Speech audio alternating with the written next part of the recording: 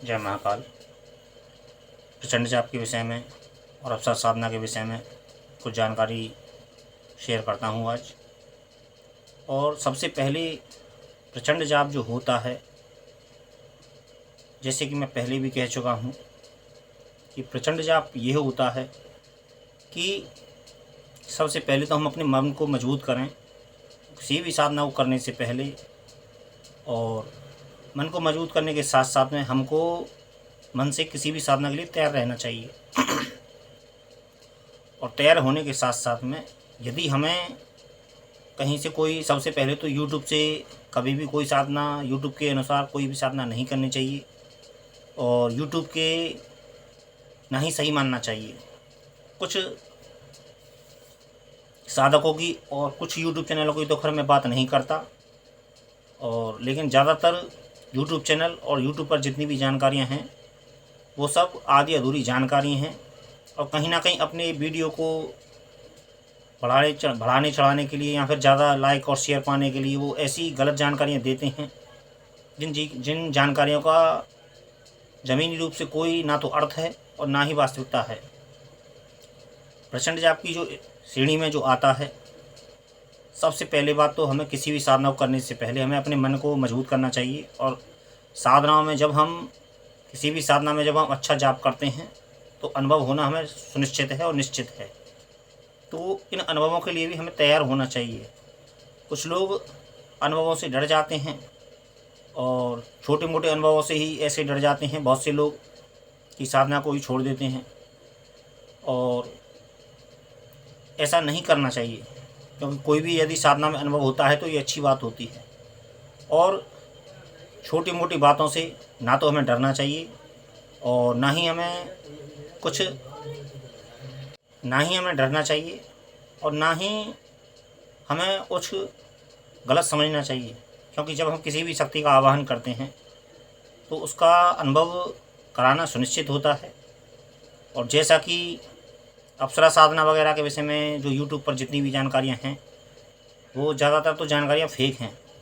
और ये बात सही है कि कुछ अप्सराएं हमें जल्दी अनुभव में आती हैं और जल्दी अनुभव कराती हैं। ये अप्सरा का गुण होता है। और कई ऐसी अप्सराएं हैं जो हमें जल्दी अनुभव में आती हैं और जल्दी हमें अनुभव कराने के साथ साथ में प्रत्यक्षीकरण भी जल्दी होता है। लेकिन इन चीज़ों को समझने के लिए ना तो साधक के पास में कोई सही जानकारी है, यूट्यूब के हिसाब से वो चीज़ को मान लेता है और ऐसा हमें नहीं मानना चाहिए। सबसे पहली बात तो यह समझ लो अपने जीवन में कि किसी भी साधना को हम करने बैठें तो साधना में जो अनुभव हों तो सबसे पहले तो वो गुप्त रखने चाहिए। और हमारे मन मुताबिक ना तो अनुभव होते हैं, क्योंकि अनुभव की अपनी एक श्रृंखला होती है और इसमें अनुभव कई प्रकार के होते हैं और अलग अलग साधकों को अलग अलग अनुभव भी होते हैं। जैसा साधक होता है, जैसी साधक की गति होती है, जैसा साधक का मंत्र जप होता है, वैसा ही उसको अनुभव भी होता है। अनुभव होने के साथ साथ में बहुत सी चीज़ों के लिए हमें तैयार भी रहना चाहिए और निर्भय होकर हमें साधना करनी चाहिए। क्योंकि जब हम डरते हैं या फिर किसी भी शक्ति का आह्वान करते हैं और या फिर किसी भी शक्ति से डरने के साथ साथ में कुछ हम ऐसी भी क्रियाएं करते हैं जिससे शक्ति नाराज़ भी होती है और हमारी करी कराई मेहनत पर पानी भी फिर जाता है। तो इन चीज़ों के लिए सबसे पहले इस बात को ध्यान रखो। मैं आज तुमको एक गुण रहस्य भी बता रहा हूँ जो शायद आपको हर कोई साधक नहीं बता पाता है, क्योंकि ना तो साधनाओं की सही जानकारी होती है और ना ही उनको कोई ज्ञान होता है साधनाओं का। सबसे पहली बात तो एक बात सदैव याद रखना, हम किसी भी साधना को करें हमें अनुभव देती ही देती है। कुछ गिने चुने ऐसे साधक होते हैं, कुछ गिने चुने उंगलियों पर, जिनका पाप कर्म ऐसा होता है जो उनको साधना में अनुभव नहीं होने देता है, या फिर वो मन से साधना नहीं करते हैं, वो केवल एक खाना पूर्ति जैसे की जाती है उस तरीके से साधना करते हैं और साधना करने के साथ साथ में वो सही तरीके से साधना भी नहीं करते हैं। तो इन चीज़ों से बचना चाहिए। किसी भी अच्छे गुरु से सलाह लेकर, अच्छे गुरु से मार्गदर्शन के साथ साथ में हमें साधना करनी चाहिए और हमें मेहनत के लिए तैयार रहना चाहिए। एक बात सदैव याद रखना, कोई भी शक्ति प्रत्यक्ष होती है और बहुत सी शक्तियाँ हैं ऐसी प्रत्यक्ष होती हैं। अप्सरा हो, यक्षिणी हो और किन्नरी हो, ये शक्तियाँ बहुत जल्दी प्रत्यक्ष हो जाती हैं। इनको प्रत्यक्ष करने वाला चाहिए और इन शक्तियों को वही प्रत्यक्ष कर सकता है जो मेहनत के लिए तैयार रहे। और सही विधि विधान से हम यदि करें, 40 दिन में किसी भी साधना को पूर्ण कर देना ये अच्छे साधक की योग्यता मानी जाती है। और 40 दिन में जो इस 1.25 लाख मंत्र को जप को पूर्ण कर लेता है उसको अनुभव भी प्रत्यक्ष शक्ति होना ही होना है। इस बात को सदैव याद रखना, क्योंकि तंत्र ग्रंथों में जो विधान बताया है वो 40 दिन से ज़्यादा का बताया ही नहीं है। लेकिन कुछ साधकों की कुछ मजबूरियां ऐसी होती हैं और कुछ साधकों की मजबूरियां होने के साथ साथ में वो लोग इतना जप नहीं कर पाते हैं। उनकी पारिवारिक स्थिति या फिर घरेलू स्थिति या फिर व्यापारिक दृष्टि ऐसी होती है कि वो इतना लंबा समय नहीं दे पाते हैं, क्योंकि 40 दिन की जो साधना होती है उसमें काफ़ी मेहनत लगती है और कम से कम उसमें 6 से 8 घंटे, 6 से लगभग 7-8 घंटे लगभग उस साधना में लगते हैं, इतना मंत्र जप करने में। क्योंकि नए साधक को कुछ चीज़ें तो समझने में ही वक्त लग जाता है, तो उससे भी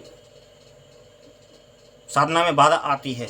तो बाधा केवल इतनी ही आती है कि जब तक हम चीज़ को, जब तक विधि विधान को हम ठीक से समझेंगे नहीं तो उस चीज़ को हम ठीक से कर नहीं पाएंगे। और जब हम विधि विधान एक बार, सबसे पहले एक बात और अपने जीवन में ध्यान रखो कि साधना जरूर करो अपने जीवन में। यदि तुमको जीवन में गति पानी है और गति पाने के साथ साथ में आपको अपने जीवन में तरक्की करनी है तो किसी न किसी साधना का सहारा अवश्य लो। यदि आपका भाग्य मंद है और भाग्य आपका साथ नहीं देता है तो उससे भाग्य उज्जवल होता है और भाग्य गति पकड़ता है और भाग्य में बदलाव भी होते हैं। और जो लोग यह कहते हैं कि जैसा भाग्य में लिखा है वैसा होगा, ये बात गलत है। ये सरासर गलत बात है, क्योंकि भाग्य और कर्म में बहुत बड़ा अंतर है। भाग्य वो होता है जो हम कर्म करते हैं, जैसा हम कर्म करते हैं उससे भाग्य का निर्माण होता है। इस बात को सदैव याद रखो और इस बात को सदैव याद रखो। तो मेरा आज की इस वीडियो में केवल इतना ही कहना है, साधना जरूर करो। और अप्सरा साधना बहुत अच्छी साधना होती है और अच्छी साधना होने के साथ साथ में शुद्ध साधना भी होती है और सात्विक साधना भी होती है और इसमें डर भय जैसी वाली कोई बात नहीं। प्रचंड जप के लिए आप जरूर करो। कोई भी गलत व्यवहार, एक बात और ध्यान रखना, अप्सरा साधना में गलत व्यवहार नहीं चलता है। अप्सरा साधना में तुमने यदि जरा भी गलती की या फिर जरा भी गलत व्यवहार किया अप्सरा से तो वो साधना खंडित मानी जाती है और तुमको शायद सारी करी कराई मेहनत पे पानी भी फिर सकता है। तो ये अनुभव की बात होती है, ये इन बातों को हर कोई नहीं जानता है। मंत्र देना एक अलग चीज़ होती है, लेकिन सही वास्तविक जानकारी देना एक अलग चीज़ होती है। मंत्र मेरे पास में बहुत हैं और मैं जानता हूँ मंत्रों का ज्ञान भी रखता हूँ, मंत्रों को जपना भी जानता हूँ, विधि विधान भी जानता हूँ, लेकिन मैं अक्सर ज़्यादातर मंत्रों को जप नहीं, ज़्यादा डालता नहीं हूँ मैं, लेकिन फिर भी कभी कभार मैं डालता रहता हूँ थोड़ी सी जानकारी के लिए। तो मैं यही कहना चाहूँगा, साधना जरूर करो और प्रचंड जप के लिए मन को तैयार करो, क्योंकि जब तक कोई भी साधना, जब तक व्यक्ति मन से तैयार नहीं होता कोई भी साधना नहीं हो सकती है ना। अनुभव तो अगर हो जाएगा लेकिन पूर्णता नहीं मिलेगी साधना में। तो किसी भी चीज़ को सफलता पाने में व्यक्ति को मेहनत करनी पड़ती है और जी जान से मेहनत करने के साथ साथ में व्यक्ति को सफलता भी मिलती है। ये भी एक कटु सत्य है और ये प्रकृति का विधान है और ये भगवान का विधान है कि जो मेहनत करेगा उसको फल मिलेगा ही मिलेगा। तो प्रचंड जप के लिए मन को तैयार करें और चाहे हमें रात्रि में 4 घंटे की जगह 6 घंटे मेहनत करनी पड़े या फिर 7 घंटे मेहनत करनी पड़े, अनुभव भी होगा, प्रत्यक्षीकरण भी होगा और अनुभव भी होंगे और वो सारी चीज़ें होंगी जो व्यक्ति एक कल्पना में रखता है अपने। तो मैं इतना ही कहूँगा आज के लिए कि प्रचंड जप के लिए अपने मन को तैयार करें और साधना, अप्सरा साधना बहुत अच्छी साधना होती है और ज़रूर करें। जय महाकाल।